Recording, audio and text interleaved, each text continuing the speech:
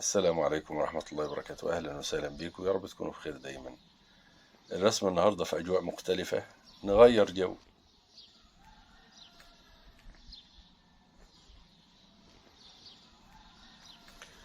إن شاء الله هنرسم سبت ورد بسيط بشكل سهل. فيلم النهاردة هيعجبكم إن شاء الله. الورد وجمال الورد، وهنضع أضواء وظلال في الورد بشكل سهل وسريع ولكن ملفت، شكله ملفت في الآخر بإذن الله.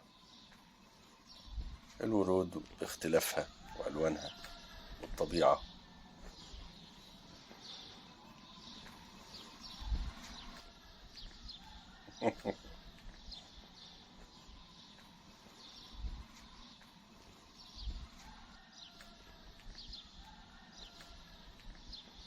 الخلفية دي حلوة،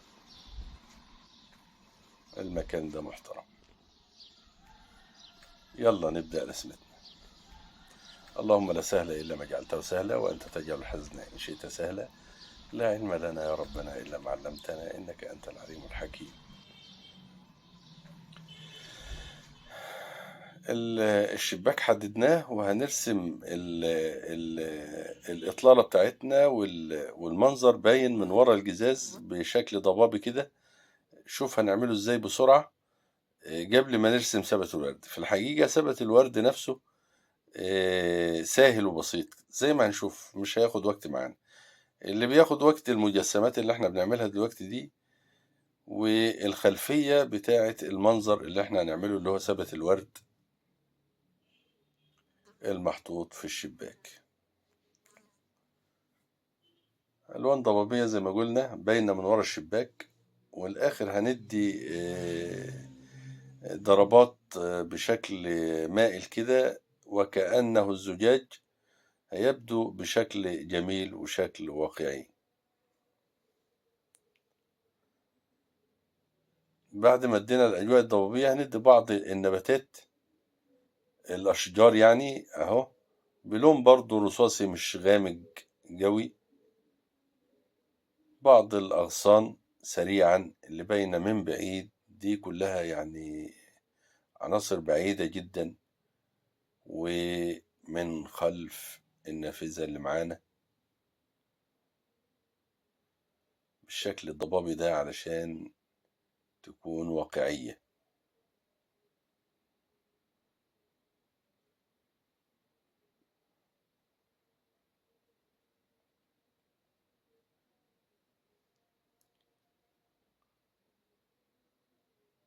يعني القريب أقوى شوية في الإضاءة، رغم إن كله ضبابي وكله بعيد، ولكن في بعيد وفي أبعد، وفي قريب وفي أقرب.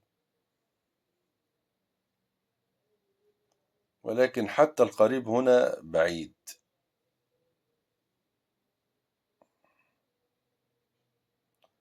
هنبدأ نحدد ضلف الشباك بجسر ظل بين الضلفة وبين الجلسة بتاعت الشباك نفسها، المسطح، وده المجسم.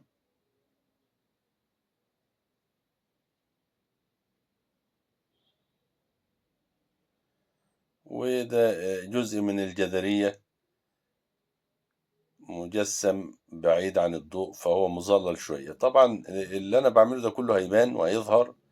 شفت تحت المنصة بتاعت الشباك ادينا لون غامق خالص، ده جسر الظل وأعمق مكان. وكل ما هنطلع لتحت شوية بعيد عن العمق ده، الألوان بتكون إيه أفتح شوية زي ما احنا شايفين. هي كلها غامقة، ولكن في غامق وفي أغمق، والأغمق دايما بيكون في العمق. كل ده تحديد للشباك وملامح الشباك، وكل ده خلفية للرسمة بتاعتنا الأصلية اللي هي ثبت الورد اللي هنعمله بشكل رائع واحترافي وبشكل سريع. إن شاء الله نستفيد مع بعض. جسر الظل بين الشباك والمنصة نفسها، ودي مجسم المنصة، الجزئية اللي أنا شغال فيها دي مجسم المنصة بتاخد لون ظل، لون غامق عن المصطبة نفسها اللي فوق، معرضة للضوء، فهتكون على الإضاءة بشكل قوي جدا. بندي ظل للحرف بتاع الشباك أو الجدارية اللي على الشمال، وبرضه ظل للسلة بتاعتنا أو سلة الورد يعني. طبعا هنزود إضاءة أكتر حوالين السلة. أما الظل اللي تحت ضلفة الشباك يعني بدأ من جسر الظل، وبدأنا نفتح واحدة واحدة. وطبعا الأشياء دي هنضع لها جسور ظل أقوى، يعني بشكل قوي جدا، أعلى ظل، ولكن بعد ما ندي بعض الملامح وإحنا شغالين. طبعا الجدارية اللي أنا شغال فيها دي اللي هو سمك الجدار نفسه اللي تركب عليه الشباك. ستظهر الملامح إن شاء الله بعد قليل. ده مجسم الشباك نفسه واخد ظل. طبعا أنا سايب الحرف أبيض، ولسه هديله الأبيض بقى بشكل منظم، الحروف اللي هي إيه مجسم الشباك نفسه. إنما أنا بعمل الآن جسم الشباك اللي باين من يمنا، والجسم ده نفسه ليه مجسم. المجسم بتاعه هيكون فاتح جدا باللون الأبيض، مضيء، معرض للإضاءة، كما سنرى بإذن الله.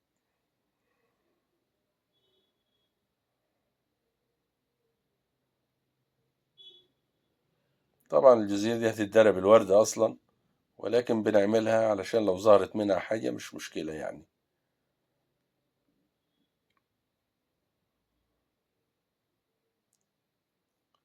طبعا اللقطة بتاعتنا اللي احنا واخدينها للشباك من تحت، والبطل معانا في منظرنا هي فازة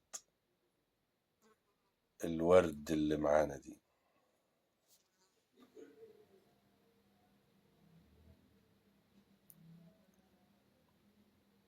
طبعا الشباك معمول بشكل هندسي، لازم يكون فيه ضبط شوية واحنا بنعمل المجسم بتاعه. طبعا الحروف البيضاء الخفيفة اللي احنا شايفينها دي لسه هتنتظم. انا سايبها اصلا لان دي هتكون مضيئة هي في الإضاءة.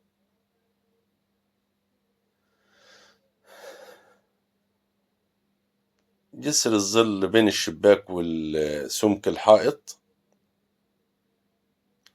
وجسر الظل بين الحائط والمنصة بتاعت الشباك، المصطبة بتاعت اللي معانا دي يعني. هذا جسر الظل بتاع الحائط، مجسم الحائط. طبعا بعض الظلال والخربشات اللي في الحائط، حائط قديم، وظلال مناسبة طبعا لألوان الظل، بيناسب السطح اللي احنا بنظلل عليه.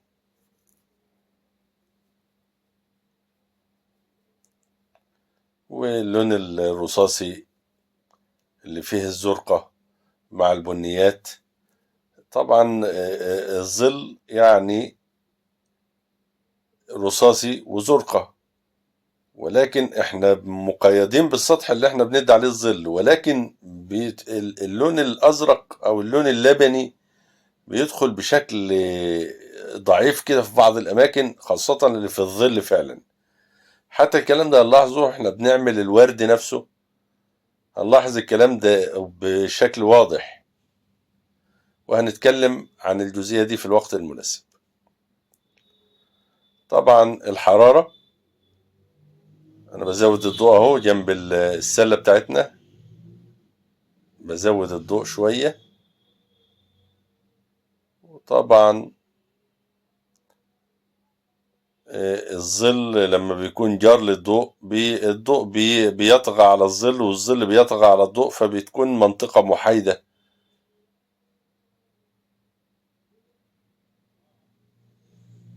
كل دي أضواء بنضعها، بدأنا نبروز الشغل بتاعنا، لأن المجسمات دي بتبقى واخدة صفة هندسية شوية، فبتعوز بخلاف الأشياء العشوائية. الأشياء العشوائية ضربات مش مشكلة، يمين شمال، طالعة شوية نازلة شوية، ضربات عشوائية، ولذلك الأشكال العشوائية دايما سهلة. والصعوبة في الأشكال الهندسية اللي بتحتاج أولا أبعاد صح، ثانيا ظابطة في الإيد، مش هينفع تكون متعرجة مثلا أو كده يعني. طبعا السلة اللي احنا بنعملها، بنعمل اللون مبدئيا، لونها المبدئي بأضواء وظلاله، الضوء جاي من على يميننا، فاحنا عاملين برضو حتى واحنا بندي اللون المبدئي مراعيين الضوء والظل. وفي القلب هنا هيكون الورد، أسسنا له باللون البني، هتكون نباتات وأعشاب، وهنحط عليها باللون الأصفر الحمصي. وبنحدد أماكن الورد، كل دايرة من دول هتكون فيها وردة، علشان ندي الأعشاب اللي بين الورد وبعضه، ونحافظ على مكان الورد نفسه نظيف، علشان لما نيجي ندي الورد الألوان ما تختلطش ببعضها. شفت بدي بين الورد وبعضه ازاي، وكأن الأعشاب اللي طالع منها الورد دي هكذا. اخترنا ظل الأوراق، أوراق الورد باللون البني، ونضع على اللون البني ده باللون الأصفر اللي فيه الخضرة، ولكن من بعيد شوية. تابع معايا وشوف. حطيت بين الدوائر اللي أنا عملتها الأوراق بتاعت الورد،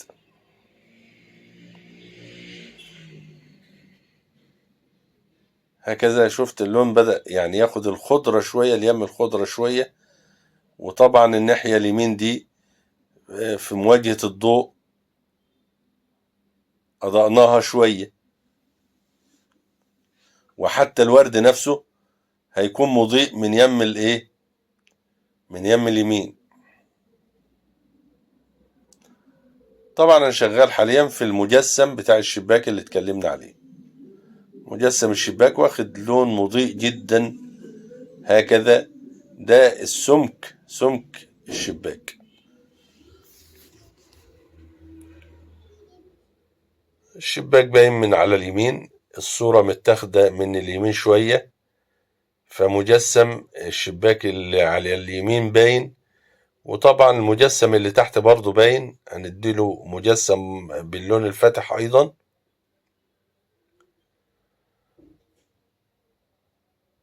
زي ما قلنا العناصر اللي هي واخدة الشكل الهندسي لازم نعملها بانضباط شوية، تصبر عليها شوية، ما ينفعش تعملها بشكل عشوائي.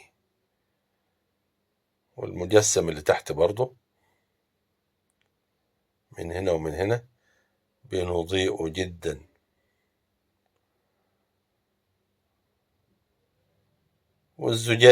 الزجاج اللي معانا ده، مجرد ما نديله ضربات مائلة بخطوط مائلة كده، هيبان ان هو يعني زجاج وفيه بعض اللمعة.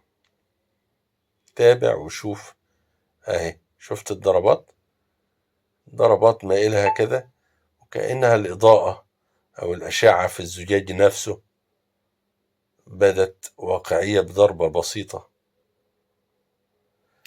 بننتهي من الشباك والمنصة بتاعت الشباك. طبعا اللي أنا بعمله الآن ده ظل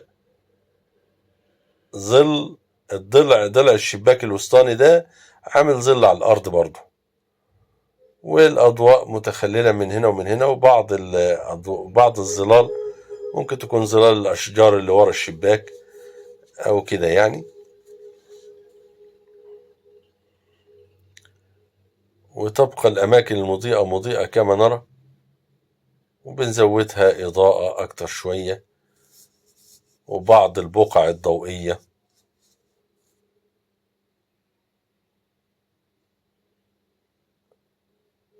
هكذا.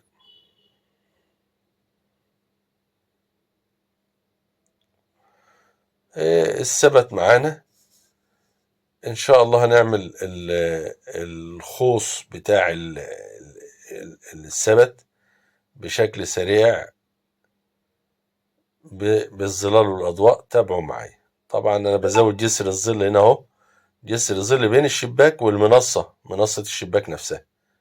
بزود اعلى ظل اللي هو في العمق، جسر الظل اللي هو بيحدث التباين.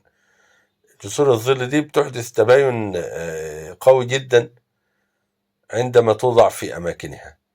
نبدأ نعمل بقى الايه الخص بتاع الثبت بتاعنا، مغزول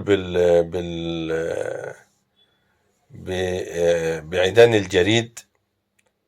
هندي تظليل وإضاءة. المجسمات اللي بعيد عن الضوء بتاخد غامق، والمجسم أو التضليعة بتاعة الخص بتاع السلة، التضليعة اللي هتكون ليم الإضاءة هتاخد ضوء أعلى شوية.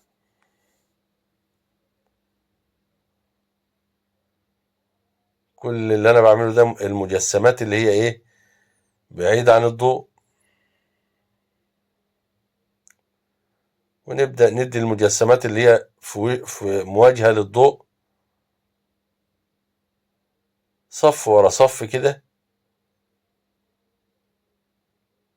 فهتبدو واقعية إن شاء الله. تلاحظ إن إحنا قسمناها الأول خطوط عشان نبقى محددين. طبعا اللي أنا مفتحه على الشمال ده غمجه تاني شوية علشان الواقعية بس، واللي على اليمين ده هفتحه تاني شوية.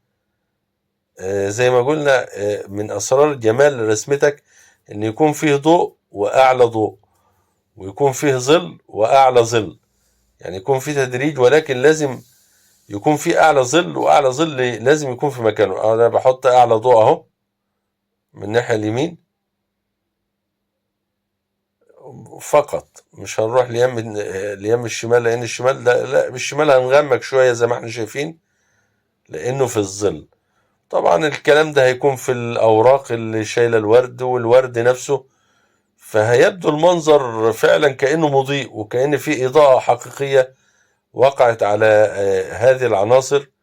فده بيكون في لفت نظر عالي جدا ليك كمشاهد بتشاهد الرسمة دي الآخر، وهي مفاجئة مكتملة. بتفرق طبعا لما تشوف الرسمة مكتملة، بيكون لها شكل وطعم تاني. بنزود الظلال أكتر هنا. بننتهي طبعا من الأجزاء دي لأن هنا هيكون في ورد، فلازم ننتهي بشكل نهائي، لأن ما عدناش هنرجع للجزئية دي تاني. شفت الضوء عملناه ومزجناه ودمجناه في الظل. هكذا الجزء المضيء، الحرف اللي هو بعيد، اللي هو إيه يعني في مواجهة مصدر الضوء. بدأنا نعمل الورد. لاحظ معايا إن أنا بدي بدايات الورد بلون رصاصي، ولكن ليم الموف قليلا، مش أبيض. بندي بلون رصاصي مش أبيض. ليه؟ علشان لما نيجي ندي الضوء اللي هو الأبيض في الأماكن أو في الأوراق اللي طالها الضوء تظهر معانا، يكون في فرق بين الأوراق اللي في الإضاءة والأوراق اللي في الظل، بتظهر بشكل رائع وجميل. باللون الرصاصي ده بندي كل الورود، وخاصة الورود اللي هي اليم الشمال. هكذا لم نضع الأبيض حتى الآن، لم نضع الإضاءة. وشفت باللون اللبني في الجزء اللي على الشمال ده لأنه إيه في الظل، وظل يعني لبني يعني رصاصي. لو تفتكروا الكلام اللي قلناه في أول رحلتنا، هنا ظل. وطبعا كل ما بنروح نعمل إضاءة التدريج بيبدأ من الموف، وبعد كده للبني شوية، وبعد كده البرتقالي، وبعد كده طبعا قبل البرتقالي كشميري شوية، وبعد كده البرتقالي، وبعد كده الأصفر، وبعد كده الأبيض. كل ما بتروح ليم الإضاءة كل ما الألوان بتحمر وتصفر منك، وكل ما بتروح ليم الظل كل ما الألوان بتاخد اليم الزرقة واليم الرصاصي. بدأت أطلع للإضاءة شوية أهو، الألوان بدأت تضيء ولسه هتضيء أكتر. كل الورود اللي هي في النور في الإضاءة بتاخد ألوان فاتحة. شفت التدريج اللوني ده اللي بيحدث معاك التباين، وبيحدث معاك شكل رائع وواقعي، ويديك مصداقية إن في أضواء فعلا.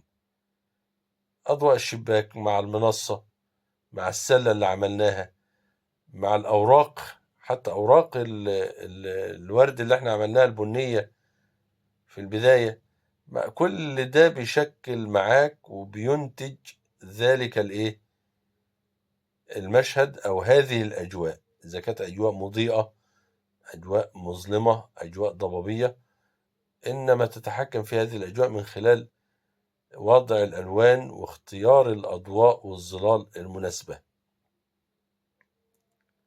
طبعا الناحية الشمال سايبينها ما فيش إضاءة، الفرشة وهي غنية باللون الأبيض بنبدأ من الناحية اليمين، جال اللون الأبيض شوية بنبدأ نروح ليم الإيه ليم الشمال كي يعطينا التدريج الضوئي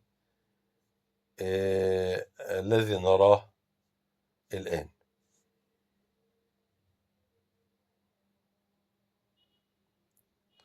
طبعا الورود دي هنضع في قلبها يعني إيه، القلب هيكون لون طوبي،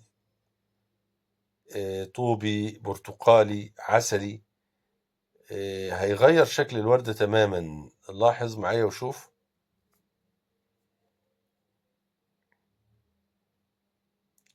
في بعض الورود طبعا وقع على الأرض، وبرضه الورود اللي على الأرض واخدة إضاءة وظل زي ما احنا شايفين، الظل اللي هو الزرقة والإضاءة باللون الأبيض. طبعا الوردة اللي على الأرض دي المفروض كان يتعمل لها ظل، ولكن أنا نسيت بصراحة. ولكن لو اتعمل لها ظل بلون رصاصي أغمق شوية على الأرض كده يعني هتبدو أروع وأجمل.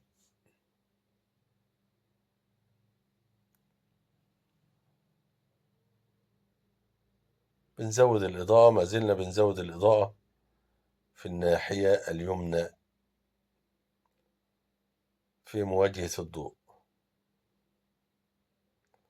بدأنا نحط اللون الطوبي أو البرتقالي. البرتقالي هغمقه شوية، وبدي الغامق الأول من الناحية الشمال، وبنفس الضربات دي باللون أصفر هندي الجلب نفسه باللون الأصفر من الناحية اليمين، فيبدو الجلب برضو نفس الكلام مضيء من ناحية ومظلل من ناحية. فبدأت أدي الأصفر أهو نضيء من الناحية اليمين أهو، هكذا حتى القلب خد ضوء وظل كي تكتمل الأجواء وتكتمل اللوحة بتاعتنا. وكده نكون وصلنا لنهاية رحلتنا. يا رب تكون كانت رحلة سعيدة ومفيدة. وختاما كل التقدير والمحبة والدعوات الطيبة للداعمين والمتفاعلين معنا. جزاكم الله خيرا. شكرا جزيلا للقلوب النبيلة الكريمة، شكرا جزيلا للقلوب المعطاءة. أدعو الله لكم بالسعادة في الدنيا والآخرة، كما أدعوه أن يمتعكم بأسماعكم وأبصاركم وقواتكم أبدا ما أحياكم، وأن يجعله الوارث منكم من أحبابكم. اللهم آمين يا رب العالمين. وعلى أمل اللقاء بكم ومنظر جديد وأجواء جديدة ومعلومات جديدة. لكم مني أطيب المنى وأسمى الدعوات، والسلام عليكم ورحمة الله تعالى وبركاته.